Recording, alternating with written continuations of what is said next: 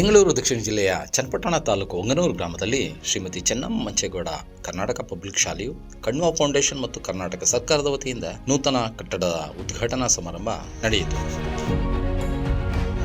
ಸ್ವಾಮೀಜಿಯವರನ್ನ ಬಿಳಿರದಲ್ಲಿ ಕೂರಿಸಿ ಮೆರವಣಿಗೆಯಲ್ಲಿ ಕರೆದುಕೊಂಡು ಹೋದರು. ಮುನ್ನಡೆಯಲ್ಲಿ ಶಾಲಾ ಬಾಲಕಿಯರು ಪೂರ್ಣ ಕುಂಭಮೇಳದಲ್ಲಿ ಭಾಗವಹಿಸಿದ್ದರು. ಅವರೊಡನೆ ಪೂಜಾ ಕುಣಿತವೂ ಕೂಡ ಇತ್ತು. ಅದನ್ನು ಒತ್ತಿದಂತಹ ವ್ಯಕ್ತಿ BR ಅಂಬೇಡ್ಕರ್ ಭಾವಚಿತ್ರ ಹಾಗೂ ಅಬ್ದುಲ್ ಕಲಾಂ ಭಾವಚಿತ್ರವನ್ನ ಅಳವಡಿಸಿಕೊಂಡಿದ್ದ.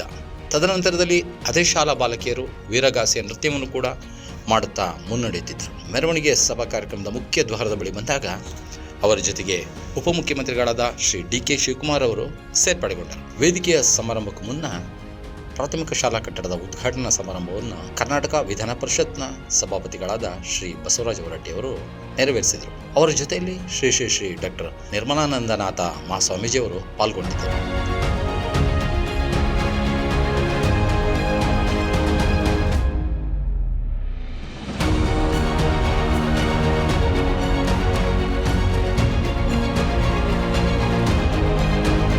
ನಂತರ ವೇದಿ ಕಾರ್ಯಕ್ರಮ ಪ್ರಾರಂಭಗೊಂಡಿತು.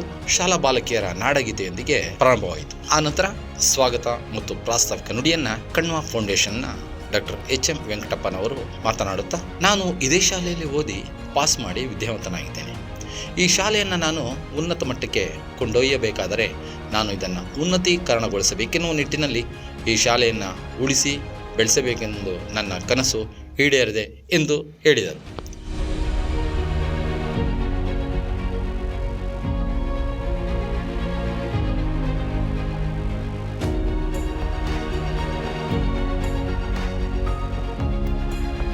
ನಂತರದಲ್ಲಿ ಲೋಕಸಭಾ ಸದಸ್ಯರಾದ ಡಾಕ್ಟರ್ CN ಮಂಜುನಾಥರವರು ಮಾತನಾಡುತ್ತಾ, ವೆಂಕಟಪ್ಪರವರು ಈ ಶಾಲೆಯನ್ನು ಕಟ್ಟಲು ಎಷ್ಟು ಕಷ್ಟಪಟ್ಟಿದ್ದಾರೆ, ಅದನ್ನು ಉಳಿಸಿ ಬೆಳೆಸಬೇಕಾದ್ದು ನಮ್ಮ ಕರ್ತವ್ಯ ಹಾಗೂ ಅವರು ಈ ಊರಿಗೆ ಭೂಮಿಗೆ ಬಂದ ಭಗವಂತ ಇದ್ದಂತೆ ಎಂದು ಹೇಳಿದರು. ತದನಂತರದಲ್ಲಿ ಮಾತನಾಡಿದ ಶಿಕ್ಷಣ ಸಚಿವರಾದ ಮಧು ಬಂಗಾರಪ್ಪರವರು, ನಮ್ಮ ಸರ್ಕಾರಕ್ಕೆ ಈ ಶಾಲೆಯನ್ನು ದಾನವಾಗಿ ಕೊಟ್ಟಿರುವ ವೆಂಕಟಪ್ಪರವರಿಗೆ ಮೊದಲಿಗೆ ನನ್ನ ಧನ್ಯವಾದಗಳು ಹಾಗೂ ಸರ್ಕಾರದ ವತಿಯಿಂದಲೂ ಕೂಡ ಅವರಿಗೆ ಅಭಿನಂದನೆಗಳು ಎಂದು ಹೇಳುತ್ತಾ, ನಮ್ಮ ಸರ್ಕಾರವು ಶೈಕ್ಷಣಿಕ ಕ್ಷೇತ್ರದಲ್ಲಿ ಕ್ರಾಂತಿಯನ್ನುಂಟು ಮಾಡುತ್ತಿದೆ ಹಾಗೂ ನಮ್ಮ ಸರ್ಕಾರಿ ಶಾಲಾ ಬಾಲಕಿಯರು 625ಕ್ಕೆ 625 ಅಂಕಗಳನ್ನು ಪಡೆಯುತ್ತೇವೆಂದು ಎಲ್ಲರಿಗೂ ತೋರಿಸಿಕೊಟ್ಟಿದ್ದಾರೆ. ಆ ನಂತರ ಮಾತನಾಡಿದ ಉಪಮುಖ್ಯಮಂತ್ರಿಗಳಾದ DK ಶಿವಕುಮಾರ್ ಅವರು, ನಮ್ಮ ಸರ್ಕಾರವು ಶಿಕ್ಷಣ ಕ್ಷೇತ್ರದಲ್ಲಿ ಮಹತ್ವದ ಬದಲಾವಣೆ ತಂದಿದ್ದೇವೆ ಮತ್ತು ನಮ್ಮ ಸರ್ಕಾರದಲ್ಲಿ ಹಲವು ಮಹತ್ವದ ಯೋಜನೆಗಳನ್ನು ಹಾಕಿಕೊಂಡಿದ್ದೇವೆ ಎಂದು ಹೇಳುತ್ತಾ, ನಂತರದಲ್ಲಿ ಸಂಸ್ಕೃತ ಶ್ಲೋಕಗಳನ್ನು ಹೇಳಿ ಅದರ ಕನ್ನಡ ಅನುವಾದವನ್ನು ಮಾಡಿದರು.